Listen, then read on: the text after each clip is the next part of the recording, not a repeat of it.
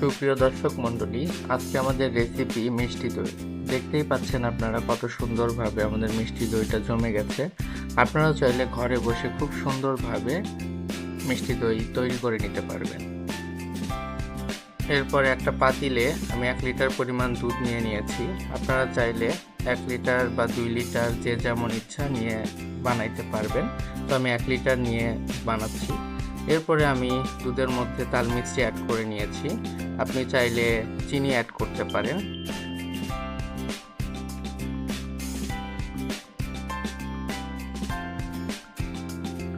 এরপরে সুন্দরভাবে নেড়ে চেড়ে চিনিটাকে গলিয়ে নেবেন।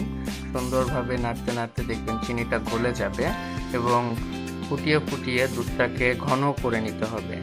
যতক্ষণ পর্যন্ত ঘন না হয় ততক্ষণ পর্যন্ত জাল দিয়ে যাবেন।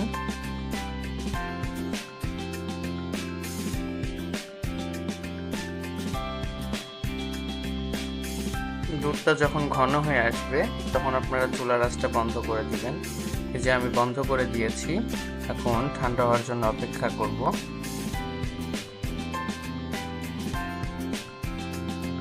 দুধটা ঠান্ডা হয়ে গেলে সুন্দরভাবে একটা মিক্সচার দিয়ে মিক্সড করতে হবে।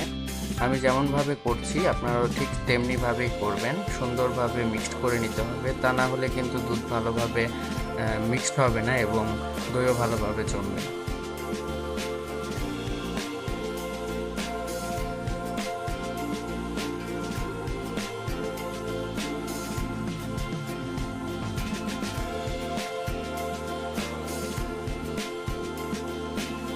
আমি এখানে 1 কাপ মিষ্টি দই নিয়ে নিয়েছি। আপনারা এরকম একটা মিষ্টি দই নিয়ে নেবেন।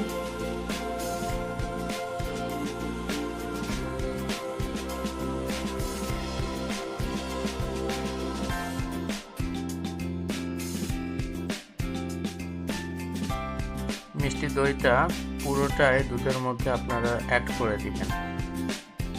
অ্যাড করার পরে সুন্দরভাবে দইয়ের সাথে দুধটা মিশাই নিতে হবে। সময় নিয়ে সুন্দরভাবে মিক্স করে নিতে হবে।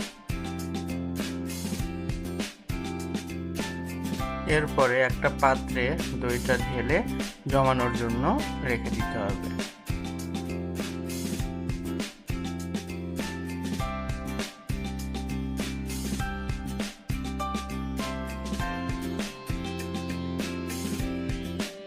চব্বিশ ঘন্টা পরে আবার ফিরে এলাম।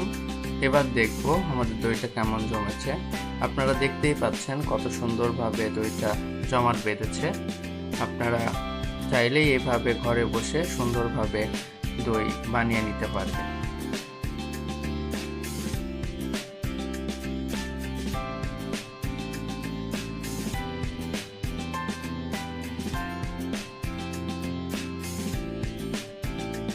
ভিডিওটা ভালো লাগলে অবশ্যই সাবস্ক্রাইব করবেন।